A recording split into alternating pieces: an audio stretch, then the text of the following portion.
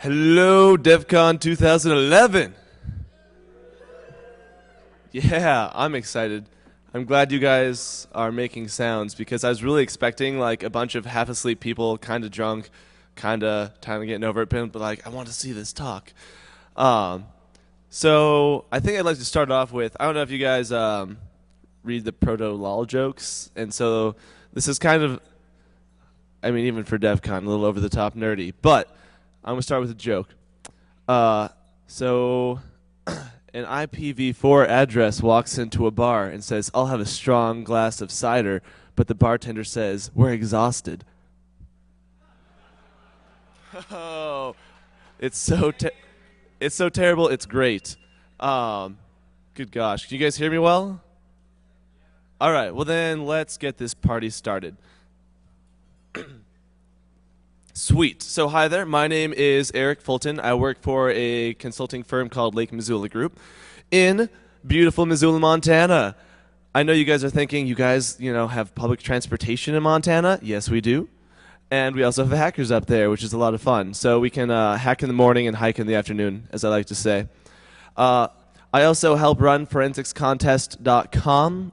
We actually run a network forensics contest puzzle during DEFCON, which is pretty sweet. And packets are important in doing forensic analysis of a lot of different things. So I'm also on Triscuit.com. I really don't update it ever. So I guess that's not as useful. I'm also on Twitter, and I'd really like to say during this talk, thank you to Sherry Davidoff and Jonathan Ham. They are absolutely amazing ninjas with packets. And they are actually writing a book, and I was able to use their an advanced copy of their book to do some of the analysis that I'm going to kind of show you guys today. So what I'm going to show you today, I'm going to start with some definitions, a testing methodology, kind of go into how I analyzed the packets, what I was looking for, what I kind of found, some fun findings that I found throughout all of this, and then kind of come to a conclusion. Now, in addition to this talk is kind of threefold. I've got a bit to cover, so I'm going to talk a little bit fast, so I apologize if I'm going a little bit of a rapid pace. But what I'm trying to cover here is some distinct topics. Privacy, especially, I mean, obviously it's in the title. Because privacy in our lives is important. I think that our privacy that we have is eroding, and we don't exactly know what's happening. A lot of you have an Android phone, probably not in your pocket because it's DEFCON, but maybe at home you've got a smartphone and you don't realize that every day it's leaking your location, where you're at, and some other interesting facts. So that's definitely something I want to cover. I also want to touch a little bit on network forensics because this is what I use to help discover what's being shared over your Android phone, and I mean that's the majority of it. So I've got it's a wide breadth and it's kind of shallow. And if you want to know more about kind of the analysis that I did, packet forensics, I'd highly suggest that our contest is over, so apologies if you're just finding out about it now, but we run it online, and we've got our archives of past contests. I'd recommend you take a look at those, you kind of teach yourself, or try and teach yourself some network forensics, and it'll give you kind of a new perspective on how to analyze things. So, what is network forensics? Now, the Wikipedia article says, network forensics is a sub-branch of digital forensics relating to the monitoring and analysis of computer network traffic for the purpose of information gathering, legal evidence, or intrusion detection. But basically, it's sniffing packets on the wire. You've got traditional forensics, which I'm sure a lot of you know of, where you take your hard drive, you DD it, you make an image, you analyze it, you try and say, hey, what's on this hard drive? But there's also network forensics, and that's where you're going, what is going over the wire? What is my computer leaking? What is going on? I mean, with traditional forensics, unless you pull the memory, you won't ever realize that there's something loaded in memory leaking any number of things. And so listening on the wire gives you a different perspective, and it lets you really understand what your phone, your laptop, your server, etc. is really sharing with your network in the world. Or network forensics could be doing called listening to the wire for fun, question mark, question mark, question mark, profit and loss. So, how network forensics affects us. You could say, I mean, assuming you're at DEFCON, all of us use network devices. We use laptops, phones, etc., etc. And everything is network-based. I mean, back in the day, before the advent of the internet and the beauty that is network communications, people just had kind of a solid solidarity. They had a single computer that wasn't really connected to anything else. Everything you did was on that terminal. But now we send all sorts of things to everyone. We send usernames, passwords, hashes, URLs, lolcat pictures with your grandma. I was going for laughs on that one. Sorry, it's Sunday at 10. I should probably cut the humor. Yes, pity laughs. But we send all of these amazing things over the internet, and we think to ourselves, oh, I'm sending my password to this service. And a lot of people don't think of all the externalities that affect that. When they pass, I mean, when I log into Twitter, for example, most people think, oh, my computer, Twitter, that's all that's happening.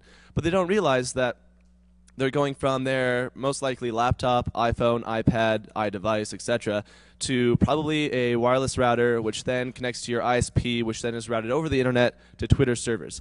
And along there, whether or not I have access on your actual computer, I might have access to your network traffic. And through that, I have access to a lot of fascinating information. I mean, no one wants to be handing out usernames, passwords, or anything else. And a lot of companies are really good at protecting that. That's why we hash our passwords. But the simple fact that I'm able to look at that is a huge, not only privacy risk, but security vulnerability. So some of our applications send licensing, registration, UDIDs, and all this data can be filtered, logged, and analyzed by a third party. You don't know what your ISP is doing. Most people just kind of sign that contract and assume that the ISP has their best interest at heart. But and I'm not saying that ISPs can be evil, but if they wanted to be, there's a good chance that they could do a lot of damage. Or your roommate, who also is on your wireless network, could do a lot of damage, assuming how close you are with your roommate, or the guy next door if you're using web. So essentially what I'm trying to say is there's a lot of ways our phones could fuck us. What I really am specifically focusing on is Android application security, because a lot of people have done the computer thing, a lot of people have done laptop forensics analysis, etc. But something that we don't realize is we've got this essentially supercomputer in our pocket. I mean, when I first had my first computer, and I'm not going to say what that was, but it's like 1/10 of the processing speed of my current phone in my pocket. Well, in my room, because it's not on. And people don't realize all of the fascinating things that they have on their phone and what their phone knows. So we look at it, and if someone wanted to, I mean, our phones have a lot of things. If you're doing GPG encryption and trying to decrypt your phones or your emails, I mean, that's assuming that you're a naturally secure thinking person. Let's say you encrypt your emails and it's on your phone. You have to have your private key on your phone to decrypt your emails. If you're not a private thinking individual or a secure thinking individual, you're sending your emails over your network connection.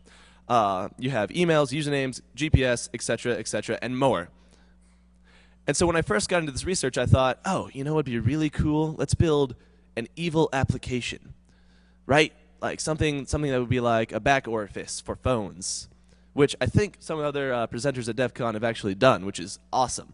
But when you make that application, it's ultimately silly, because as long as you can get the user to press OK, done, right? I mean, how many people with smartphones scroll through their phone and they're like, I want to play this game. Scroll, scroll, scroll, OK. I mean, I don't know if you guys watch South Park, but that's what there's a whole episode on the human centipede where someone didn't actually read the EULA. Oh, God forbid someone read 39 pages on a short level of dense legal text. That doesn't happen. And so anyone can build an evil app, put it on the market, and say, hey, you should download this. And anyone could execute it, and it could export a lot of bad information. And we know this is bad, right? There's a lot of companies out there that do a lot of great things trying to prevent malware, evil applications, etc. But then I got thinking, you know, okay, so we know evil applications are evil, but what about regular applications? I mean, when you get your Android phone, you think, oh, okay, first thing I want to do, I want to stream music through Pandora. Right? I mean, it's really awesome having an unlimited internet radio station on your phone. And then you play with it a little bit longer, and then you're like, oh, sweet, I've heard about Angry Birds. Who here loves Angry Birds? I'm not going to lie, I use it. You're sitting in a meeting, you're sitting in your office, you're on the phone with your boss, and you're just playing. Not that they know you're playing it, but the fact of the matter is you're thinking, all of these apps, I've paid for it or not, but I've downloaded from the Android application market, and it's a game. What I've downloaded is a game. But what you don't realize is you've downloaded a little spy in your pocket. Now, some previous research has been done by the Wall Street Journal and by a man named Aldo Cortesi. And I'd like to meet this man. He's done a lot of great things. But basically, I was even going to call my original presentation "Android the Spy in Your Pocket." Turns out Wall Street Journal, been there, done that. They've done a lot of great research seeing what these applications are sharing and how they're sharing it. And so, to get back to the kind of the privacy side of it, in terms of privacy, we don't realize how much we share about our lives. We think, you know, all these companies have anonymized data. And one of the best examples is with Apple. You have a UDID, I think. Yeah. And it's basically an anonymized number that says, oh, I'm me, but I'm not actually Eric Fulton. It's just, you know, the company doesn't know who I am. They just know my number. Well, that's cool. But there's companies out there in the world where their whole idea is de-anonymizing who you are. Like figuring out, oh, this guy that lives in Montana that loves Doritos and Mountain Dew and also travels to these places is this number, and they can easily tag it as Eric Fulton because I love Mountain Dew. And so as part of this, I thought, all right, well, let's start looking at these applications that I blindly trust, that I think, oh, yeah, I totally believe these people. So scientific method to the rescue.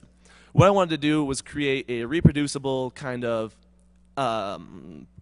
project that someone else could look at and that I could do with standards that would kind of display what our applications are sharing. So we've got all of the basic things there. And the question I asked was, to what extent do participants in the cellular ecosystem, so OS creators, app creators, carriers, etc., respect privacy? Now in my research I've only gotten as far as Android, but I hope to get to Windows phones and to Blackberries and to iPhones. But right now we're going to focus in on Android phones. So my hypothesis was, in terms of respecting privacy, what do they do? And I thought, you know what, software applications and operating systems transmit your private information. I mean, to a certain extent, it's built in. That's what they're supposed to do. When you log into your Facebook, you kind of have to give Facebook your username and password. But what do they give to third parties without your knowledge? What do they give to advertising partners? And more so, what are their advertising partners that these companies blindly trust collecting about you? And so I thought, I bet you they're sharing the standard, you know, usernames and passwords and things that personally identify you. I mean, it's part of the application. But when you think about it, why does, when you're searching for something on Google, why does Google need to know your location? And to a certain extent, for a business purpose, you know, it's helpful. They need to know that I'm in Las Vegas right now, and when I search for Batista's restaurant, they know, oh, restaurant in Las Vegas. But at the same time, I have no real option of turning that off. I mean, I know Google says, hey, if you want to turn off your location data, your GPS, etc., we won't collect it. But we don't realize, and what I found out later is that they kind of are, but to maybe not the GPS extent, to a different extent. So for this experiment, I built a lab. And for this lab, I want to install, use apps on the Android phone. I want to capture their packets, analyze these packets, and then profit, or at least give a DEFCON presentation. Thank you. So I built a lab. I thought to myself, I've got this great idea. I've got this great hypothesis. What do I need? Well, I bought a femtocell, an original Motorola Droid, a wireless router with DD-Word on it, a sniffing laptop, and an interconnection. And I was like, I am ready. Turns out you don't need all that stuff to do this analysis. As I went along, I found out I could have done a lot of it in the emulator, which would have taken nothing. But it allowed me to buy some cool shit using the Office company card.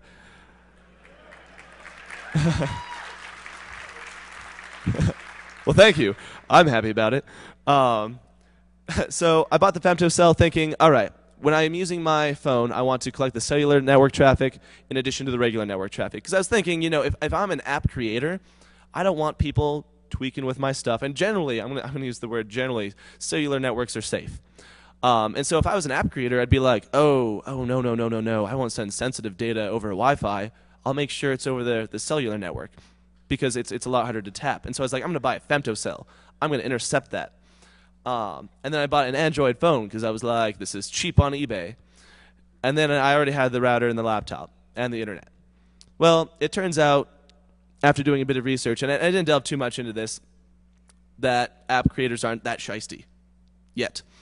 All I had to do, I didn't have to register for the cell network. I was just able to pop open my phone, turn on Wi-Fi, get to the Android market, and start playing around, which was absolutely great. So I created this amazing testing methodology where I would take the applications, I would purchase and install them, I would have initial usage, regular usage, and then uninstalling the application for each application, because then I would know what traffic's going on at exactly what point. And then during the operating system tests, I would have first usage, so when you're first installing your phone, light usage, and then regular idle time, and then when I've reset the phone. Right? I mean, it seems like I would cover just about every aspect of every application and the OS, so that I would make sure I wouldn't miss any shiesties that went on. Because I thought to myself, you know, if I were an OS creator, every 30 minutes I'd want to know where you are at. Or if I'm an application owner, I might be like, hey, every 15 minutes, who have you called in the last 15 minutes? So this was my amazing original testing methodology. What actually happened was I just took a massive PCAP file for each app, SSL stripped it, TCP dumped it, and made a drinking game out of it. In true DEFCON fashion. But you guys weren't hungover, so maybe that's not true DEFCON fashion. And so for the apps that I tested, I thought, all right, I'm gonna do a mix. I'm gonna do Angry Birds, as I used earlier, this really sketchy Chinese app. I don't read Chinese, and I was like, well, that looks sketchy. It's kind of my sketchy test. And then random applications that no one uses, so I scrolled a whole bunch of pages down. I got the main ones, Facebook.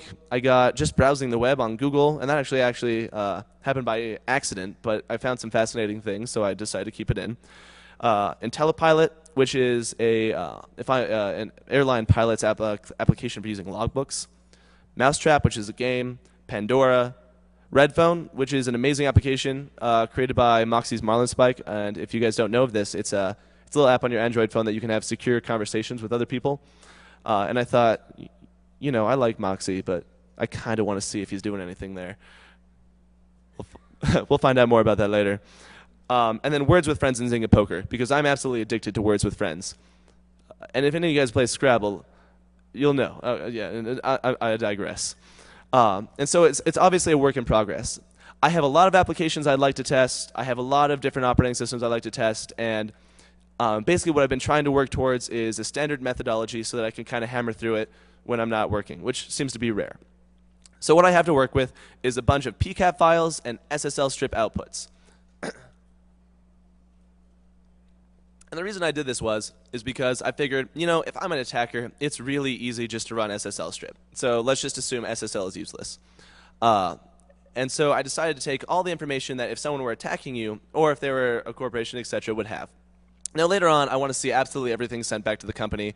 I'm going to add a root certificate to the phone and just collect all the information.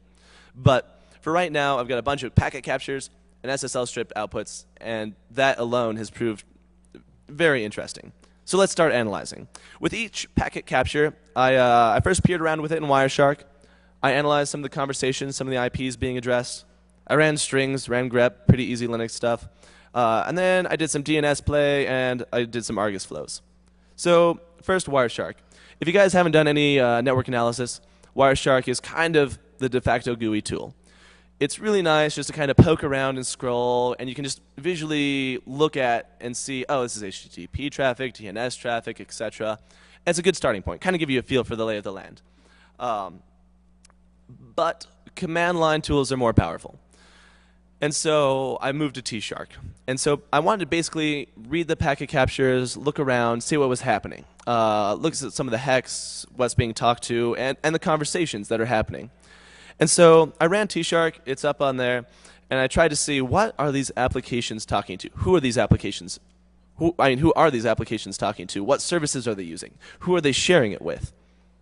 And then I whoised like a mofo. So if we were to take one specific example, we can look at Zynga. How many people here know who Zynga is? Oh, nice. So I should assume this is DEFCON. You guys are smart.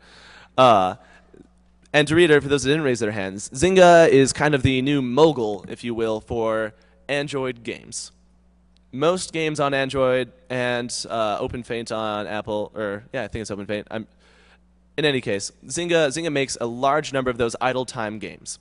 Those games when you're kind of sitting down, as I stated earlier, and you're just kind of, you know, you don't have anything to do, and you want a game that you can play for 5 minutes, or you're on a conversation that you're a little bored, you can play for 5 minutes, and they're wildly popular because people have a lot of idle time.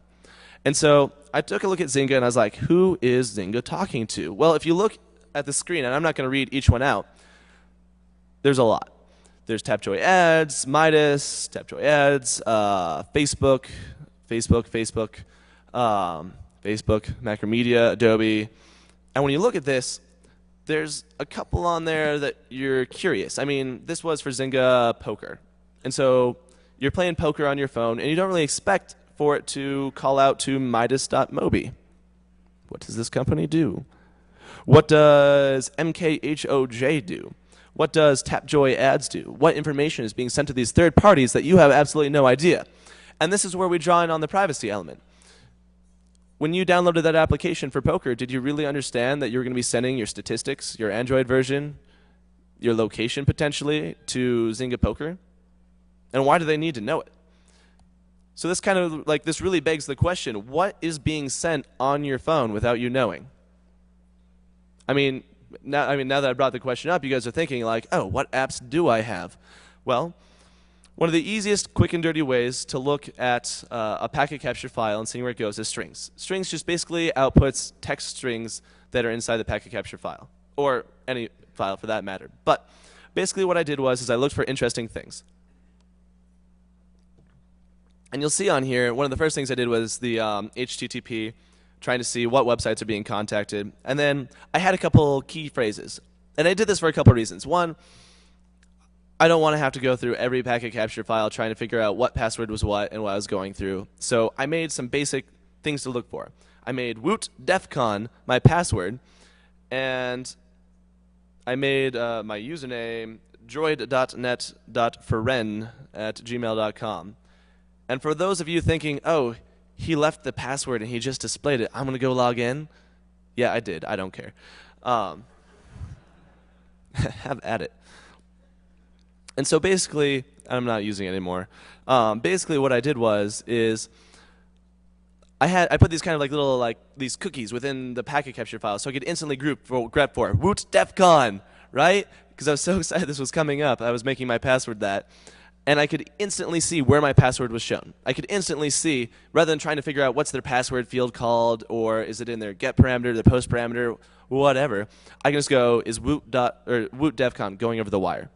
I also did it for my email address. Well, when we look at it, woot DEFCON is definitely going over Facebook.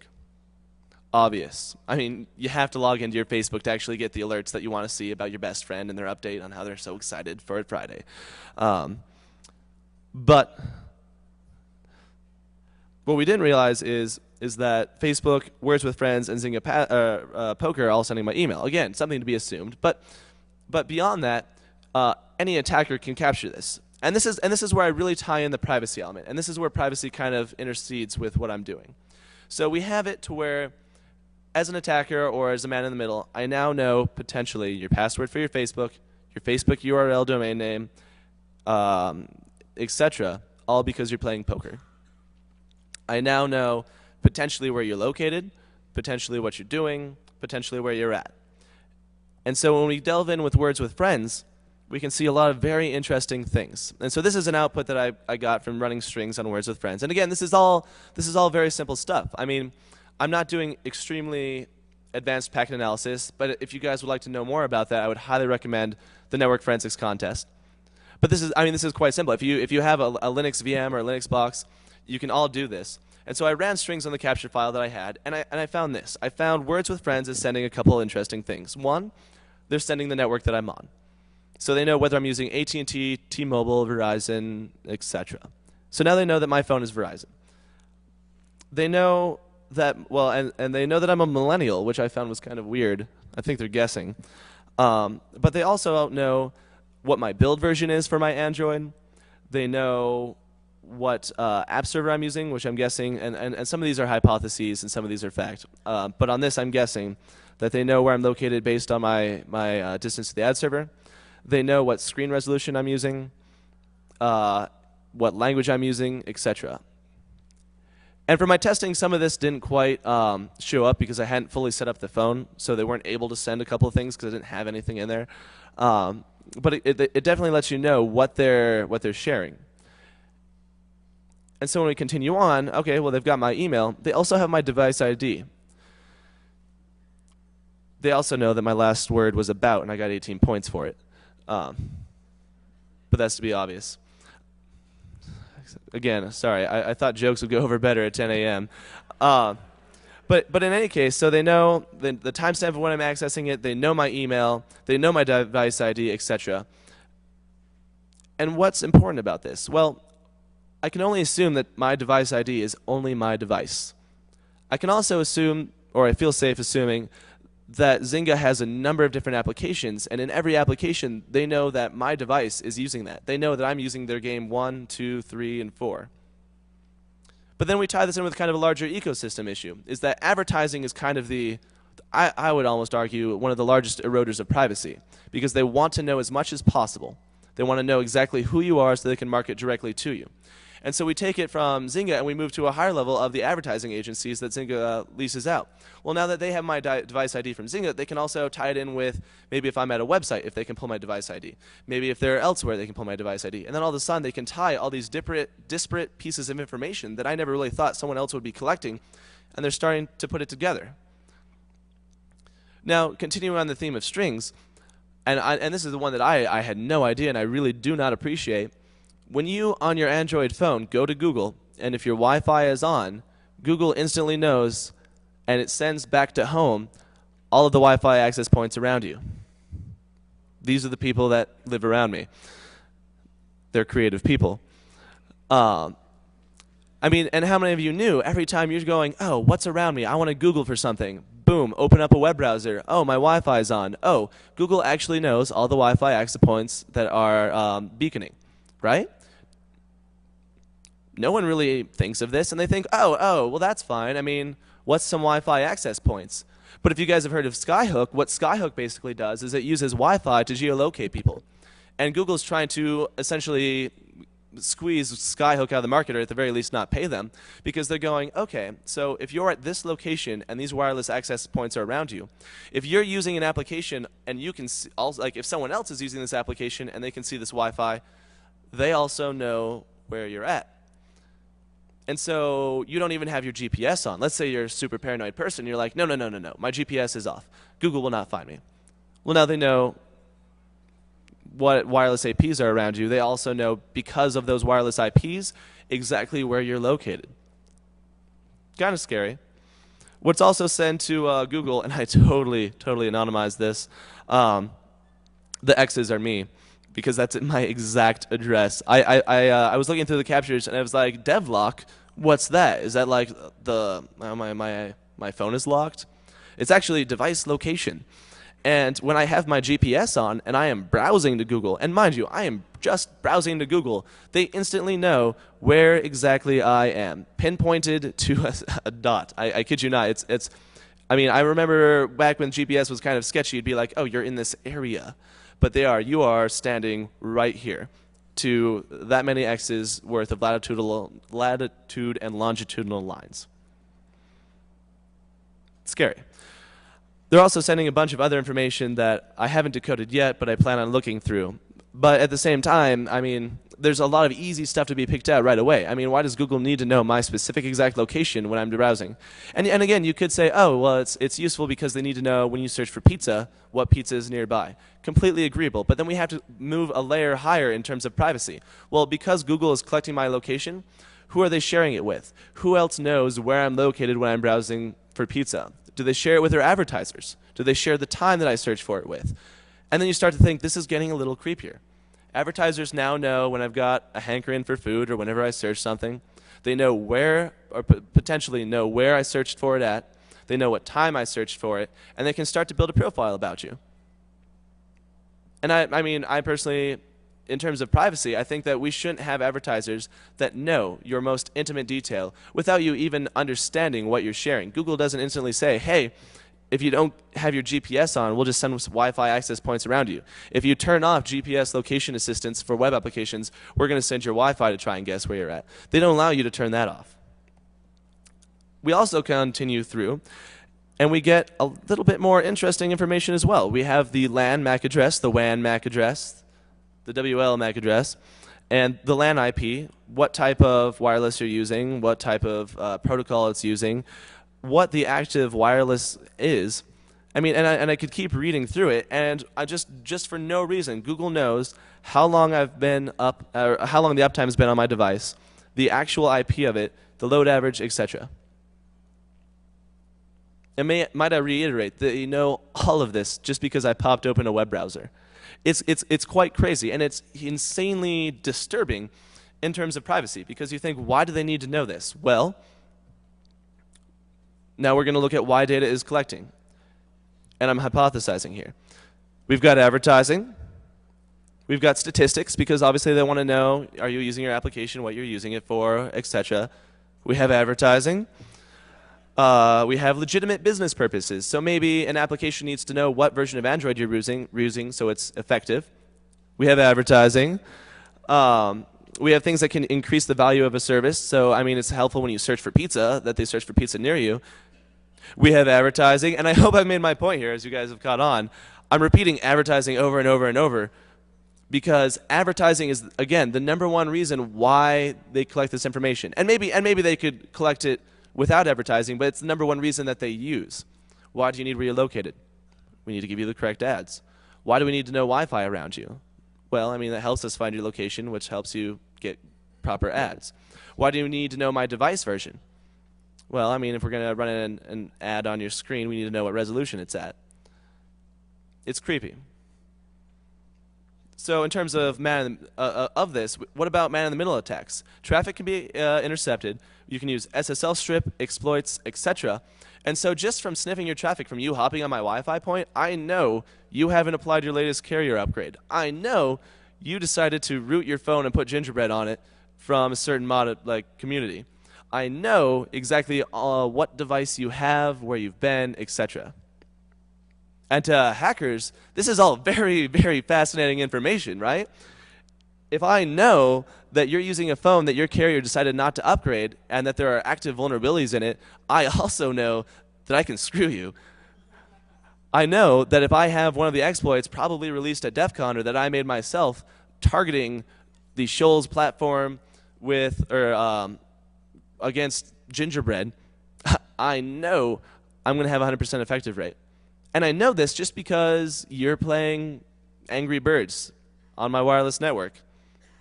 Or, not that I've done this yet, you happen to be within a certain foot range of my femtocell and are on my cellular network. But that's a whole nother talk. And so I kind of want to go back to the original question I asked. To what extent do participants in the cellular ecosystem, app creators, OS creators, carriers, etc., respect user privacy? My answer? Not very much. And the reason for this is that no one's really called out for it. And I don't mean to wax too poetically. I mean, we're at DEFCON. I think a lot of people here really believe in privacy. We've got the Electronic Frontier Foundation who fights for our privacy. And yet, for convenience, we sacrifice our privacy. For the ability to Google something out of your pocket, to run the little location GPS on your phone to find out where you're going, to do any of these things, you're sacrificing your privacy. I mean, and that's fine. I mean, if that's something that you want to do and that you're comfortable with, that's fine. But myself, I don't like Google knowing my neighbors have very creative wireless access point names. I don't like Google knowing exactly where I'm located when I browse a website. I don't like when I use turn-by-turn navigation, Google knows exactly when I'm taking those turns. And I don't mean to pick on Google. They happen to have the phone that I was able to obtain. You can only postulate what's on an Apple iPhone, what's on a BlackBerry, etc. And the greatest tie-in with this is that in terms of privacy, all of these companies, and let's assume a beautiful, perfect world, all of these companies believe in your privacy, which is patently false. But let's say they do. Well, aside from that, what about the people that have access to your traffic? As I stated before, I did all of these. Let me go back a little bit. I ran strings and collected all these packets so long ago on my own network, and I was able to analyze this. But how many people are able to write filters, put out a Wi-Fi point, put out a femtocell, and as soon as you walk by, you've instantly shared so much information about yourself? I mean, if someone walked next to you and asked to rifle through your wallet, what would you say? No, no, sir. But if you just happen to walk by a store and they happen to know certain details about you, they could change their advertising. Going forward, I mean, and this is kind of near the postulation stage. All of this information is available, and whether companies are, and they're not protecting it. This is all sent in clear text. So if you were to hypothesize into a future where, and I hope I'm not giving these people ideas, this is just where my own head has gone. Imagine an idea where on your Android phone, it's sharing all this information. You happen to wander past a supermarket, and all of a sudden you're saying, oh, I really do feel hungry for Mountain Dew. I do really want some chips. I understand I just said hungry for Mountain Dew. I'm very thirsty for Mountain Dew. 10 a.m. on a Sunday. All of a sudden I see an advertisement that says Mountain Dew, really cool, and I think to myself, oh, perfect timing. I'm going to get myself some Mountain Dew, right? But is that exactly right? I mean, I may have bought the Mountain Dew beforehand, but it's almost an abuse of trust and an abuse of your privacy to take a look into your private thoughts and your phone and to share it out with the world. I mean, let's apply this towards politics. All of this information is bought, sold, and traded. All this information that's being shared on your phone that you don't quite realize. So all of a sudden, I'm someone in politics, and I'm like, you know, I want to be the perfect politician. Well, I've got these advertisers over here that are allowed on all these applications that you download and use. And you're like, oh, sweet, I'm going to use the free version. It's ad-supported, rather than paying $1.99. But when you do that, you give away a little bit of privacy. It's not just you're giving away, oh, I'm going to ignore that ad. You're giving away your privacy. And they take this information, they take what device version you have, where you're located, where you've been, what you like to buy, what you like to search for, and they correlate it together. It's their goal to find out who you actually are. Because when these companies might have your best interests at heart. They might say, hey, we don't collect your real name. But when someone else buys this data that's in your unique ID, they correlate it with other public data, and they kind of jumble it all together. They know who you are. They know where you live. They know your favorite color. And so, taking this along the political idea, imagine a future where politicians know every constituent in their district. They know this because their cell phones are in that district. They know this because all of those cell phones have exposed what everyone does. They know what people search for. They know whether they read the Huffington Post or Fox. They know what percentage of people do this. They know what grocery stores you shop at, and they can take this data that's been correlated along all these different avenues, they can combine it, and they can go, oh, hey, my district is 68% likely to vote Democrat or Republican. Okay, or no, let's even do something closer. It's like, oh, my district is 55% likely to vote Republican, but most of those people, like 10%, are not likely to vote, which means I probably need to pitch myself towards the Democratic side. Okay, well, if I'm pitching myself towards the Democratic side, I see that most of the people on this side are value shoppers. They like to shop for the value brands. Well, now I shop for the value brands. I talk about value when I talk to my constituents. I make them think, oh my gosh, this politician is me.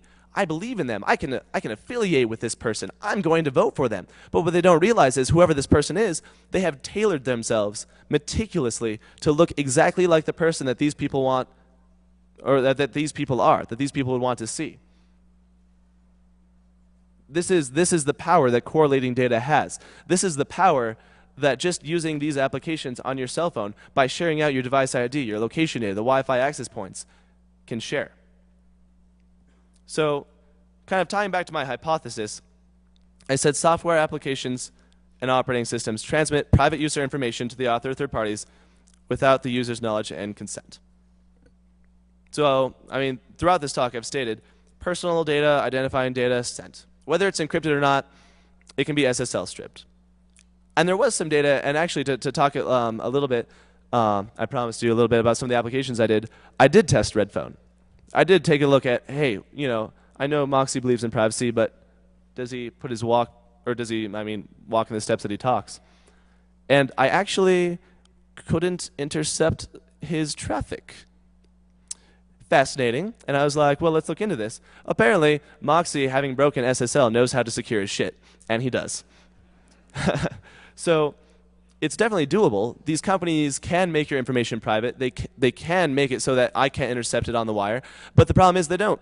They view it as not important data. Or, I mean, maybe not necessarily not important, but not sensitive. They don't take the time to protect it. They don't want to invest in servers so that they can encrypt it over the wire. And so I thought, okay, I mean, and even if they do, it's still exploitable. Facebook application. You can use SSL strip, username and password. Boom, done. Applications send usernames, passwords, contact lists, location data, usage statistics, timing of activities, and other content. Kind of give it away. I said they were. Were we right? Yeah. We were right on all of those counts. All of them. And this is only using very basic packet analysis on these applications. And when I say basic, I didn't want to make this talk overly technical because I hope to make it a bridge between kind of the more technical field of network forensics and the non-technical field of privacy and kind of merge them together so that there's a little bit for both sides. But if you're a privacy advocate, I would highly recommend you taking a look at network forensics. Being able to look and see, hey, what are applications sharing? What are these operating systems sharing? When I go to google.com, did I know my Wi-Fi access points are showing? Did I know my IP address is showing, etc.? And that was all with very, very basic testing. And so to kind of conclude, I don't think a lot of people realize your smartphone erodes your privacy, and you agreed to it. And that's the worst part. You agreed to it, it's allowed, and until people start saying, hey, companies, we don't want our information shared. You don't need to know the wireless access points around me when I'm trying to look for something, specifically even when I said I don't want location data shared. But the problem is you agreed to it. You scrolled through the pages and pages and pages and stuff and said, okay. And even beyond that, a lot of people don't understand the importance of the data they're sharing. They don't understand that when they're sharing this information, they're sharing it not with the world. Well, no, they are sharing it with the world. They're sharing it with everyone. And then they think, I mean, they just build it up and they say, oh, yeah, well, I'm sorry, I'm starting to digress from my original point. Essentially what I want to say is that information, what can be seen as benign information that companies collect can be intercepted. It can be taken by that original company. It can be correlated. It can be tied to you, and it can be used for nefarious purposes. And you should be aware of this. And if you're curious about more applications, what I'm trying to do is I'm trying to build out from my original research. Essentially what I did was a very manually intensive, time-intensive process. I am working on automating that process. I would like to have an emulator that downloads and installs every application in the Android market, runs it through its paces a little bit, analyzes its packet capture data for passwords, other, I wouldn't say shicey looking information, but important information, and can go through each one. And that's what I'm going to be working on. What I'm also going to be working on, and what this is kind of hinted me towards, is advertising. It's this kind of nether region that, and maybe this is just me, but I didn't quite realize the fact that there are tons and tons and tons and tons of ad networks on every page looking at everything you do. And you might think, oh, okay, when I browse from Engadget over to Slashdot, those are two separate websites. But what you don't realize is that one advertising company has a cookie or an ad on both of those websites. And they're able to see, oh, when he was done reading Engadget, he hopped over to Slashdot. This guy's a nerd. I'm going to advertise to him nerd products. I mean, and it's effective. And there's a reason they do it. They do it because it's more effective and they make money off it. And to a certain extent, I mean, having targeting advertising is useful. But to another extent, it just gets creepy because the way that the information can be used. And so in terms of mapping out these, so in terms of all of this, what I'd also like to do is I'd like to map out these ad networks. I'd like to find out who's talking to whom, where the server's located at, who has access to what information, and what can happen from that. So that's where I'm hoping to go. I hope I've shared a little bit with you guys, a little bit on the analyzation of packet captures, finding out where your information is going, some of the information that is being shared. And I'm definitely going to be available for a talk in the Q&A room 3. I've got a lot more technical data.